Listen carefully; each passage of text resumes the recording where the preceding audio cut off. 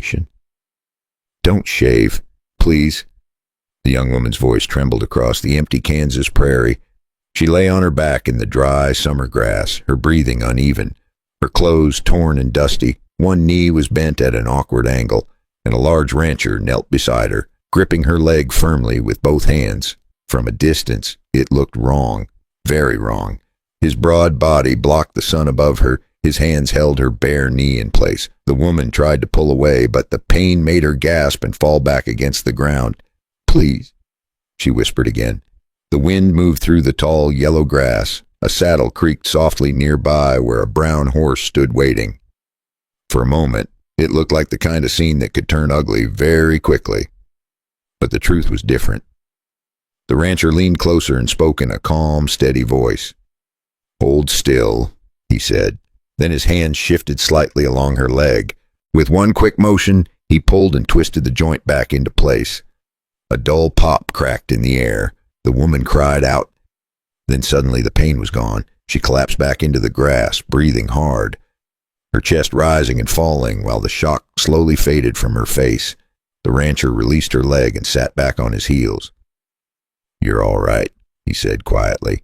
His name was Silas Boone. He was 50 years old, a cattle rancher who lived alone along the Arkansas River outside Dodge City. Silas had spent half his life riding cattle trails across Kansas and Texas. Out there, when a rider fell from a horse or twisted a knee in a stampede, there was rarely a doctor for 50 miles. Men learned to fix what they could with their own hands, and today those hands had just saved this woman from crawling across the prairie with a ruined leg. But the fear in her eyes had nothing to do with the injury. Silas noticed it immediately. Her hair was tangled. Worse than that, several uneven clumps had already been cut away from the back of her head. Her sleeve was torn, and the skin around her wrists carried faint red marks, rope burns. Silas had seen those before. He reached for the canteen hanging from his saddle and offered it to her. She drank like someone who had been running for a long time under a hot Kansas sun. When she finished, her hands were still shaking. Silas slowly stood and looked across the open prairie, but far in the distance, something moved, a thin cloud of dust. Riders. Silas's eyes narrowed slightly. Then he looked back down at the woman. "What's your name?" he asked. She hesitated for a moment, as if saying her name might bring trouble with it. Finally she answered, Clara Whitfield." The name stirred something faint in Silas's memory, but the fear in her face told him something else first. She was not just injured, she was running from someone. Silas crouched beside her again, his voice low. "You're safe here," he said. Clara shook her head slowly. Her eyes drifted toward the horizon, where the dust cloud was growing larger. "They're coming," she whispered.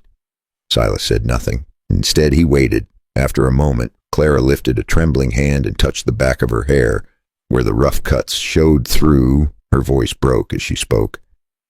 "They were going to shave my head." Silas felt his jaw tighten. In the frontier towns of the American West, shaving a woman's hair was not a legal punishment. It was humiliation.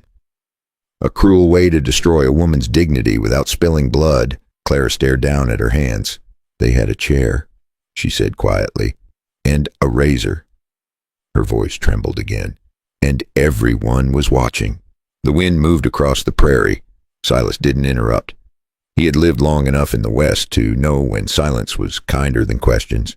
After a moment, Clara said something else, something darker. "It was my husband's brother." Silas looked at her sharply. "My brother-in-law," she said quietly. "Virgil Whitfield." The name struck a memory. Whitfield Ranch. Silas had heard that name before. Her husband had been Owen Whitfield, a decent rancher from what people said, but Owen Whitfield had died the previous winter. Most folks called it a ranch accident. Now his widow was lying in the grass with rope marks on her wrists and half her hair cut away. Silas slowly exhaled. Something about that story didn't sit right. Before we go further, let me tell you one quick thing. This story comes from old frontier accounts, retold with a few careful touches to make the lessons clearer and the telling stronger. The images in this video are AI made to help bring the mood and emotion to life. If this kind of story is not for you tonight, that is all right. Get some rest and take care of yourself. But if old frontier stories still mean something to you, stay with me. And if you feel like it, leave a comment and let me know. Now let us return to Clara Whitfield. She was still sitting in the dry grass, trying to steady her breathing. Silas watched the dust cloud in the distance again. The riders were closer now. 3 of them, maybe 4. Claire saw them too. Her face went pale. "They won't stop," she whispered. "They said I ruined the Whitfield name." Silas studied the horizon. Then he looked back down at her. "What exactly did they say you did?" he asked. Clara hesitated. The answer seemed to weigh heavily on her. Finally, she spoke. "They said I forged my husband's land papers." Her voice dropped even lower. "And they said a woman like me deserves to be shamed before the whole town." Silas looked again toward the approaching riders, then back at Clara. If an entire frontier town believed that lie, how could one young widow possibly survive the truth? Silas Boone watched the dust rising across the prairie and knew one thing right away. Those riders were not coming out here by accident. Clara saw them too. Her fingers tightened around the empty canteen as if the metal could somehow protect her. "They won't stop," she said quietly. Her voice sounded tired now, the kind of tired that comes after a person runs out of fear instead of strength. Silas studied the horizon. 3 riders for sure. Maybe 4. Still far enough away that he had time to think. He turned back to Clara. "Tell me the rest," he said. Clara looked down at the grass between her hands. For a moment she seemed unsure where to begin. "My husband died last winter," she said. "Owen Whitfield." Silas nodded slowly. "I remember hearing about that," he said. "Ranch accident?" Clara gave a small bitter shake of her head. "That's what everyone says." Her eyes drifted somewhere far away.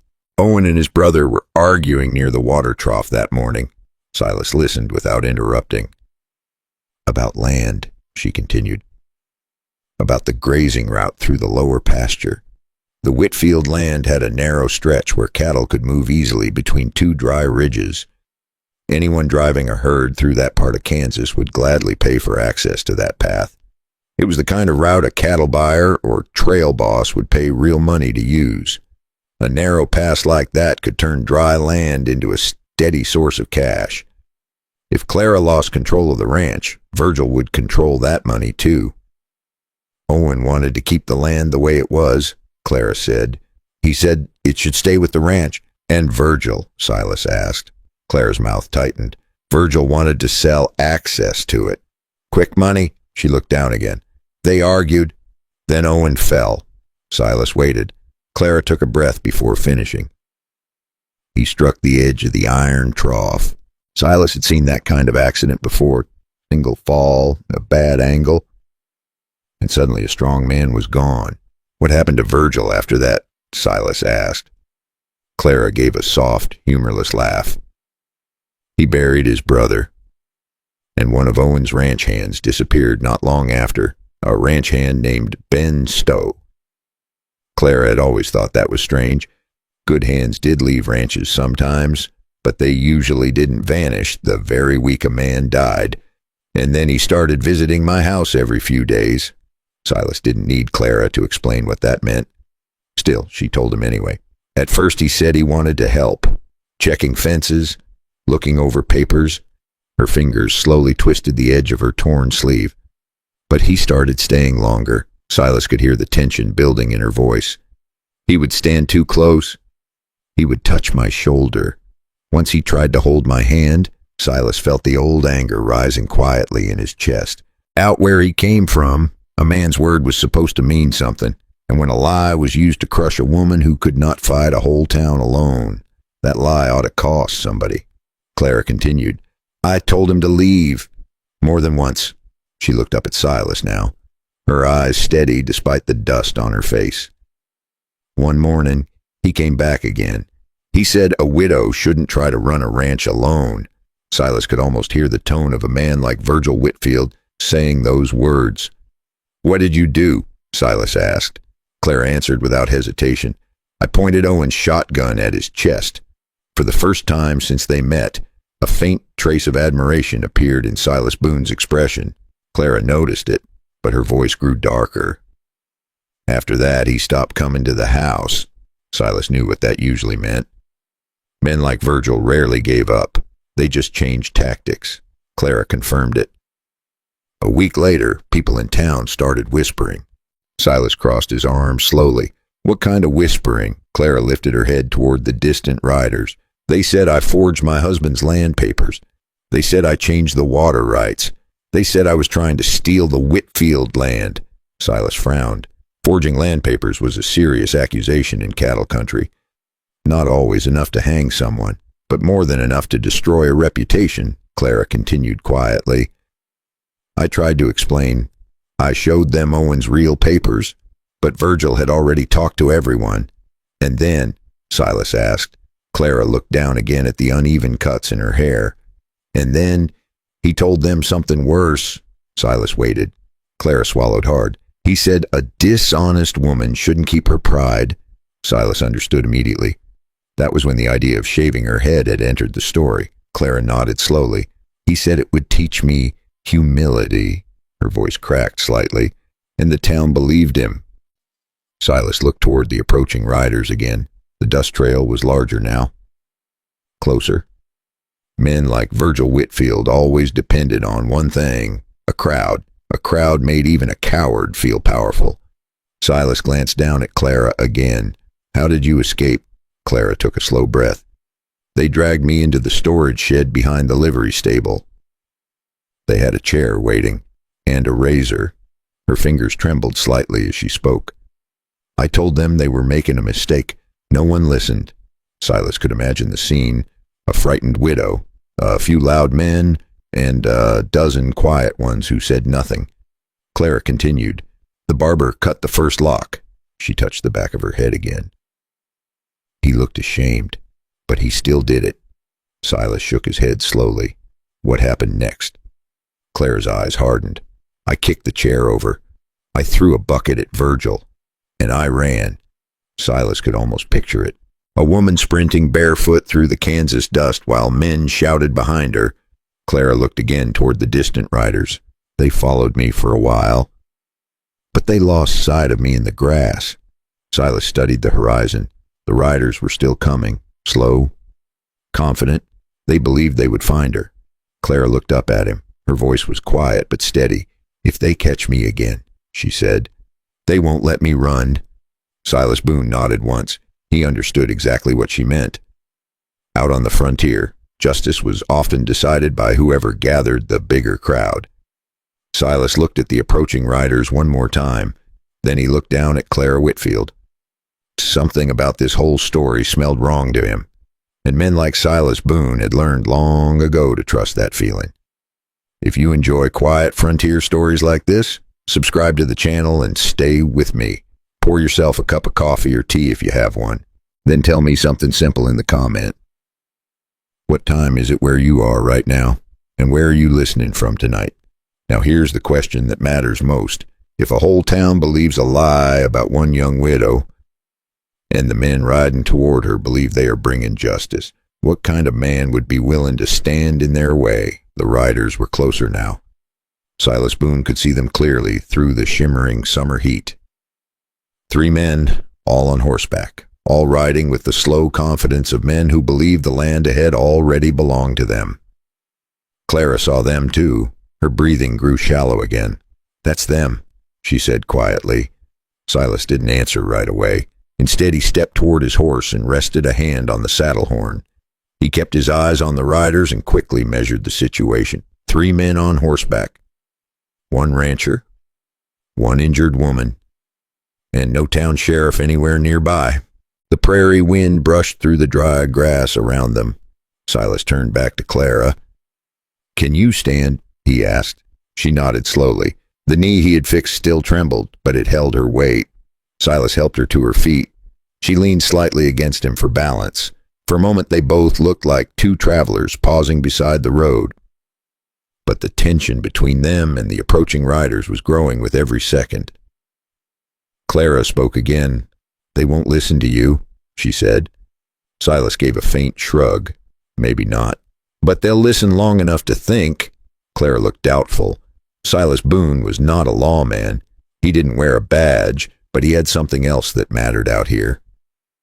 Reputation. Men who spent decades riding cattle trails developed a certain kind of presence. Quiet, solid, hard to intimidate. Silas stepped forward a few paces. The riders slowed as they approached. Tusser, the one in the center, raised a hand. Afternoon, the man called out. Silas recognized him immediately. Jed Kersey, a ranch hand who had worked on several spreads around Dodge City. Strong shoulders, mean temper, and very loyal to Virgil Whitfield. The other two riders flanked him like shadows. Jed's eyes moved past Silas and landed on Clara. There she is, he said. Clara's fingers tightened around the fabric of Silas's sleeve. Jed tilted his head slightly. You picked up some company. Clara, Silas spoke before Clara could answer. She twisted her knee running, he said. That's all. Jed gave a short laugh. Oh, we know she's been running. His horse shifted under him, kicking up dust. The whole town's been looking for her. Silas leaned casually against the saddle horn. What for? Jed looked surprised by the question. You haven't heard? Silas shrugged. I've heard a lot of things in my life. Jed smiled thinly. This woman forged her husband's land papers. He gestured toward Clara. She tried to steal Whitfield land. Clara's voice came out sharp. That's a lie. Jed ignored her. Virgil wants her brought back to town. Silas's eyes stayed calm. For what? Jed's smile widened. To face what's coming. Silas already knew what that meant. The razor, the chair, the crowd. He looked at the other two riders. Neither spoke. Neither looked particularly comfortable. That told Silas something important. This was not a sheriff's order. This was Virgil Whitfield's idea, and the town had followed along. Silas spoke again, his tone easy. Looks like the town's got itself worked up over gossip. Jed shifted in the saddle. It ain't gossip. Silas tilted his head. You see those papers yourself. Jed didn't answer immediately. That silence lasted just long enough to prove Silas's point. Clara noticed it too. Jed cleared his throat. Virgil says he saw them. Silas nodded slowly. Virgil says a lot of things. The tension thickened. The wind moved through the prairie grass again. Jed's patience was wearing thin. Step aside, Boone. Silas didn't move. I just fixed her knee. Would be a shame if she twisted it again on the ride back. Jed leaned forward slightly in the saddle. That ain't your concern. Silas gave a faint smile. Seems like it is. For a moment, nobody spoke. The prairie fell quiet except for the creak of leather and the shifting hooves of the horses. The other two riders exchanged a quick glance. They had expected to find a frightened woman hiding in the grass. They had not expected Silas Boone. Jed finally sighed. Look, Boone, you don't want to get mixed up in Whitfield business. Silas rubbed his chin thoughtfully. You might be right. Jed relaxed slightly. Then Silas continued. But here's the thing. He pointed toward Clara's hair. Last I checked, shaving a woman's head ain't law. Jed's jaw tightened. It's justice. Silas shook his head slowly. No, it's humiliation. One of the other riders shifted uncomfortably. Men in frontier towns often talk big about justice, but when someone said the ugly part out loud, it made things harder to ignore. Jed's eyes hardened. You stepping in the way of Whitfield. Silas didn't raise his voice. Depends. On what? Silas looked directly at him. On whether Virgil Whitfield is telling the truth. Jed's horse stamped the ground. We're taking her back. Silas glanced once more at the dust on the horizon behind them. More riders, farther away, but coming. Virgil was not sending for law. He was sending for numbers. That meant a crowd. Silas understood the situation clearly now. If Clara went back to town surrounded by angry men, the truth would not matter. Crowds rarely listened. He turned slightly toward Clara. Her face had gone pale again. She knew what he was thinking. What are we going to do? She whispered. Silas Boone looked back toward the riders. Then he said something very simple. We're going to Dodge City. Jed frowned. That's exactly where we're taking her. Silas shook his head slowly. No. That's where I'm taking her. Jed blinked. He had not expected that answer. Silas stepped up into the saddle in one smooth motion. Then he reached down and helped Clara climb up behind him. Jed's hand drifted toward his revolver. You sure about this, Boone? Silas gathered the reins calmly. No. He glanced once more at the riders. But I'm curious about something. Jed narrowed his eyes. What? Silas's voice stayed quiet. If Virgil Whitfield is so sure Clara forged those papers, he nudged his horse forward, then why did he send men to shave her head instead of bringing proof to a judge? The riders said nothing.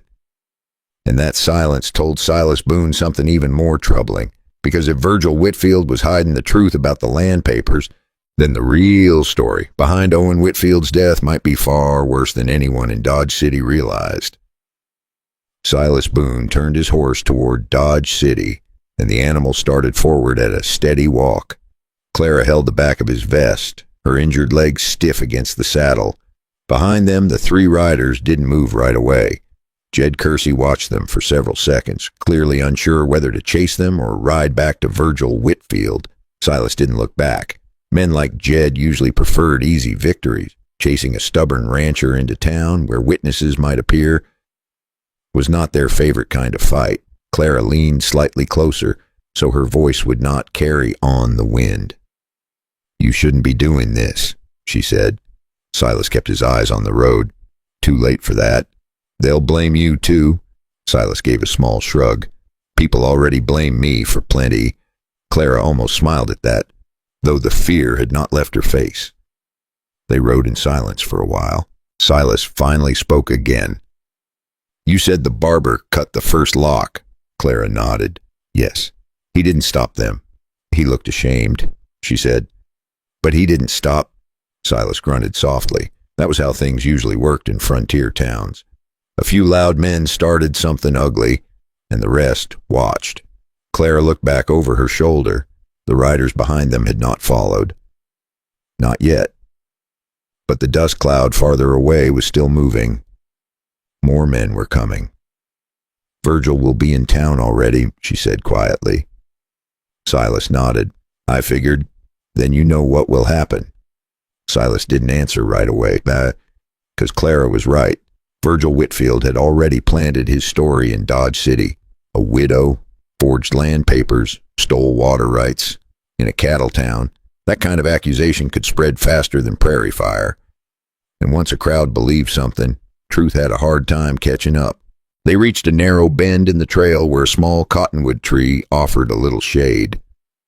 Silas slowed the horse. Clara shifted carefully in the saddle. Her knee still hurt, but the joint held strong. You did good back there, Silas said. Clara blinked. What do you mean? You ran. A faint breath of laughter escaped her. I didn't feel brave. You don't have to feel brave, Silas said. You just have to keep moving. Clara looked ahead at the dusty road leading toward Dodge City. What if the whole town believes him? Silas scratched his jaw thoughtfully. Then we give them something else to believe. Clara looked skeptical. You think people will suddenly listen to me? Silas shook his head. No. He turned slightly in the saddle and looked at her. But they might listen to a few questions. Clara frowned. What questions? Silas spoke slowly. Like why Virgil wants a razor instead of a judge. Clara stared at him. Silas continued. Or why the man accusing you is the same man who benefits if you lose the ranch. Clara had not thought about it that way before. Silas noticed the change in her expression. Men who worked cattle learned something simple about people. Most lies collapsed if someone asked the right question in the right place. They rode another mile before the first buildings of Dodge City appeared on the horizon. Clara stiffened. She knew those streets. She had walked them with her husband, bought supplies there, shared quiet dinners in the small restaurant near Front Street. Now she was riding back into town like a hunted animal. Silas slowed the horse again as they approached the outskirt. A wagon rolled past them, heading out toward the plains. The driver glanced at Clara's torn clothes and uneven hair. His eyes widened. News traveled fast in towns like this. Clara lowered her head slightly, Silas noticed. "Let him look," he said calmly. Clara swallowed. "You don't understand." Silas raised an eyebrow. "Try me." She hesitated before answering. "Virgil isn't just loud. He owns half the grazing contracts in this area." Silas nodded slowly. That explained a lot. Men who controlled cattle routes controlled favors, and favors built loyalty, Clara continued. "Most people in town owe him something," Silas breathed out slowly. "So he doesn't need proof." "No," Clara said quietly. "He just needs people on his side." Silas guided the horse onto the main road leading toward town. Dust lifted behind them. The buildings were clearer now. A few riders moved along the street ahead. Clara's grip tightened again. "You still haven't told me something," Silas said. "What?" He kept his eyes forward. "Who started the rumor about forged papers?" Clara hesitated. "Virgil." Silas nodded. "I figured," but Clara added something else. "And someone else helped him." Silas turned his head slightly. "Who?" Clara shook her head. "I don't know." "But Virgil couldn't change land records alone." Silas felt something click quietly in his mind. Land records, water rights, paper trails. Someone inside town had helped push this lie forward. And if that was true, then Clara Whitfield was not just fighting one angry brother-in-law. She was fighting a plan. Silas Boone slowed his horse as they reached the first row of buildings at the edge of Dodge City. Voices drifted from the street ahead, men talking, boots hitting wooden boards, a distant piano from the saloon. Clara's breathing grew shallow again. Silas leaned slightly closer so only she could hear him. "Listen carefully," he said. "If things turn ugly in town, stay behind me." Clara nodded, but she whispered one last question. "What if the whole crowd is waiting?" Silas Boone looked toward the busy street ahead, and what he saw there made his eyes narrow. Because the crowd was not just waiting. Someone had already set up a wooden chair in the middle of the street, and beside it stood a barber holding a razor, which meant Virgil Whitfield had expected Clara to come back. The only question now was this: how long had he been waiting to humiliate her in front of the entire town? Silas Boone brought his horse to a slow stop at the edge of the street. But today, something felt different. Too quiet. Too many people standing still. Silas noticed it right away. People were not just going about their business. They were watching. Waiting. And in the center of the street stood a wooden chair. Next to it stood a barber with a straight razor. Beside the chair sat a bucket, a rag, and the kind of ugly little setup a crowd uses when it wants humiliation more than justice. Silas felt Clara stiffen behind him. Her fingers tightened against his vest. "They're really going to do it," she whispered. Silas said nothing. He studied the faces around them. Some looked uncomfortable, some looked curious, and a few looked eager. That was the way crowds worked. Not everyone wanted cruelty, but enough people stayed quiet that cruelty could happen anyway. Silas nudged his horse forward. Hooves thudded softly across the dusty road. Every head turned toward them. Someone near the general store muttered. "That's her." The whisper moved through the crowd like wind through dry grass. "There she is. The Whitfield widow." Clara lowered her head slightly. Silas kept riding. Then a voice cut across the street. "Well now." The man stepped out from the saloon porch with slow confidence. Virgil Whitfield. He was tall, clean shirt, polished boots, the kind of man who liked to look respectable while doing ugly things. Virgil smiled as he walked toward the chair. "I was beginning to think you got lost out there, Clara." Silas stopped the horse about 10 feet away. Virgil's eyes moved up to him. "Afternoon, Boone." Silas nodded once. "Virgil." Virgil glanced up at Clara sitting behind Silas. His smile thinned slightly. "You pick up strays now," Silas shrugged. "Found her with a twisted knee?" Virgil chuckled. "Oh, I'm sure she had quite a run." A few men in the crowd laughed nervously. Virgil gestured toward the chair. "You can bring her down now." Silas didn't move. Virgil waited. Then his voice cooled slightly. That wasn't a suggestion. Silas looked around the street slowly. Dozens of people were watching. Some looked ashamed. Others looked curious. But nobody stepped forward. No marshal stepped into it. Maybe he was away. Maybe nobody wanted Whitfield trouble that day. No marshal stepped into it. Maybe he was away. Maybe nobody wanted Whitfield trouble that day. Silas spoke calmly. You planning to shave her head and parade her through town? Virgil spread his hands. Just a lesson in humility. People remember shame longer than law. Silas glanced toward the barber. The man looked miserable. He held the razor like it weighed 10 pounds. Silas looked back at Virgil. You got a judge sign off on that. A ripple of uneasy laughter moved through the crowd. Virgil's smile tightened. You know how things work out here, Boone? Silas nodded slowly. Yeah, I do. Virgil stepped closer. This woman forged land papers. He pointed toward Clara. She tried to steal Whitfield property. Silas leaned slightly on the saddle horn. You got proof of that. Virgil's eyes flickered, only for a second. But Silas noticed. I saw the papers myself, Virgil said. Silas scratched his chin thoughtfully. Funny thing about papers, Virgil said nothing. Silas continued. They usually sit in an office somewhere. A few men in the crowd shifted their weight. Virgil's jaw tightened. Those papers belong to my family. Silas tilted his head. And Owen, Virgil blinked. What about him? Silas watched him carefully. Owen ever say Clara forged anything? The street went quiet. Virgil's smile vanished completely. Owen's dead, he said sharply. Silas nodded once. Yeah. That's what I heard. Virgil stepped closer to the horse now. You got a point. Boone? Silas met his eyes. Just curious. Virgil's voice hardened. Curious about what? Silas spoke slowly.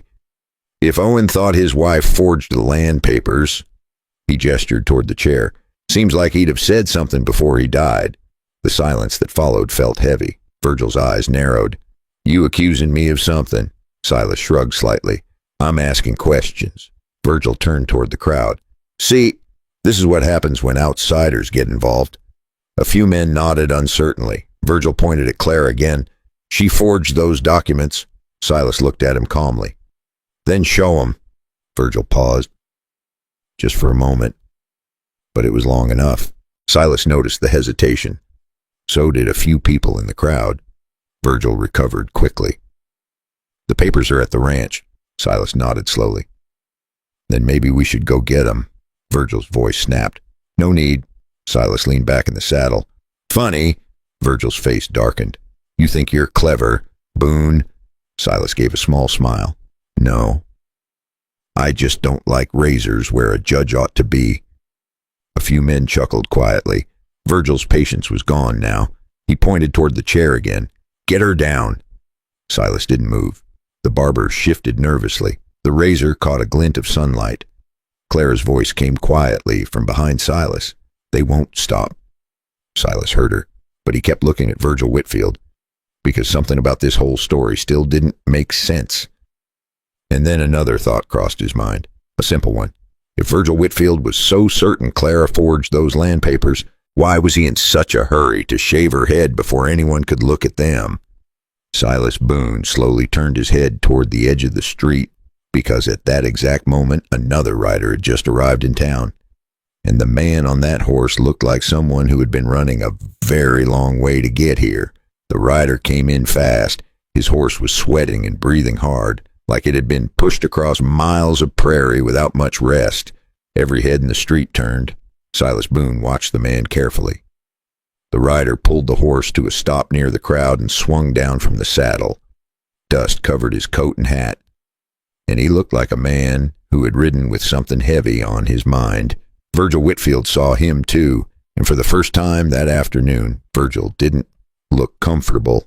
The man stepped forward slowly. Some people in the crowd recognized him. A few voices whispered, "That's Ben. Ben Soto." Silas noticed Clara stiffen behind him again. "You know him?" Silas asked quietly. Clara nodded. "He worked for Owen." Ben Soto removed his hat and wiped sweat from his forehead. He looked around the street, at the chair, at the razor, and finally at Clara sitting behind Silas. His voice was rough from the long ride. "This needs to stop." The words hung in the air. Virgil stepped forward quickly. "Ben," he said sharply, You should have stayed gone. Ben looked directly at him. Maybe, but I couldn't. The crowd leaned in slightly. Virgil forced a laugh. You came all this way to defend a thief. Ben shook his head. No, I came to tell the truth. Silas watched Virgil closely now. The confident smile was gone. Ben continued slowly, making sure every person in the street could hear him. Owen Whitfield didn't think Clara forged anything. A murmur moved through the crowd. One man near the hitching rail looked down at his boots. Another turned toward Virgil with a frown. The barber lowered his eyes, but didn't move. Ben pointed toward the ranch road. I was there the morning Owen died. The street grew very quiet. Virgil's voice came out sharp. That was an accident. Ben nodded once. Owen did fall. Then he looked straight at Virgil. But he fell after you shoved him. The words landed like a hammer. Someone in the crowd gasped. Virgil's face turned pale. That's a lie, he snapped. Ben didn't raise his voice. You were arguing about the lower pasture, the grazing route. Owen said it should stay with the ranch. Ben paused. You wanted to sell it. Silas Boone slowly crossed his arms. Now the story was starting to make sense. Ben continued. Owen turned to walk away. Then you shoved him. He hit the iron trough. Clara's breath caught behind Silas. Ben lowered his head slightly. He never got up. The crowd had gone completely silent now. Virgil looked around at the faces watching him. This time the looks were different, no longer eager. Now they were uncertain. Virgil tried to recover. You expect them to believe that, he shouted, but the force had gone out of his voice. He sounded less like a man in charge now, more like a man who had run out of road. Ben answered calmly. I expect them to think about why you needed to shave Clara's head before anyone started asking questions. Silas Boone smiled faintly at that. Sometimes the truth didn't need shouting. It only needed daylight. Virgil's shoulders sagged slightly. The crowd had turned. Men who had been ready to watch a woman humiliated were now looking at the ground. The barber slowly lowered the razor in his hand. Virgil suddenly lunged for Clara's arm. Silas moved just as fast. He caught Virgil by the wrist and drove him back against the empty chair. The chair tipped and crashed into the dirt. For one sharp second, the whole street froze. Then Virgil pulled free and stepped back, breathing hard, looking smaller than he had a moment before. Silas finally turned slightly so Clara could climb down from the horse. Her leg trembled when it touched the ground, but it held. No one tried to stop her. Virgil stood alone now in the middle of the street. And the chair meant for humiliation sat empty. Silas Boone watched the crowd drift away. Then he looked down at Clara Whitfield. Her hair was still uneven. Her clothes were still dusty, but she was standing, and sometimes that is the most important victory a person can have. Silas looked at her for a long moment, not with pity, not with the kind of hunger she'd seen in men like Virgil, just quiet respect. And Clara felt that difference right away after everything that had happened. That may have mattered more than anything else on that street. For the first time in a long while, she was standing beside a man who wanted nothing from her except the truth. Now I want to pause here for a moment and speak to you directly, because stories like this are not really about old towns and dusty streets. They are about people, about the choices we make when it would be easier to stay silent. I have always believed something simple. The world does not become cruel because of a few bad men. It becomes cruel when good people decide it is safer not to get involved. Silas Boone didn't wear a badge. He was not a judge. He was just a man who refused to look away. And sometimes that is enough to change everything. Clara Whitfield could have given up that day. She could have stopped running. She could have accepted humiliation and disappeared quietly, but she kept moving. And sometimes survival begins with something as simple as taking one more step when everything inside you wants to stop. I think there is a lesson there for all of us. Life will always bring unfair moments, false accusation, crowds that believe the wrong story, but truth has a strange way of surviving if even one person's willing to stand beside it. If this story meant something to you today, take a moment to press the like button and subscribe to the channel. It helps keep these stories alive so more people can hear them, and I would love to hear your thoughts as well. Where are you listening from today? And what lesson from this story stayed with you the most? Sometimes the most powerful stories are not the loudest ones. Sometimes they are quiet moments like this: a dusty street, a frightened woman, and one man who refused to step aside. Maybe that is where love begins sometimes. Not with sweet words, not with promises, but with the rare kind of courage that makes a wounded heart feel safe again. And maybe that is the question worth leaving with tonight. When the world around you turns mean and foolish, will you be part of the crowd, or will you be the person who steps forward and says, "This is wrong.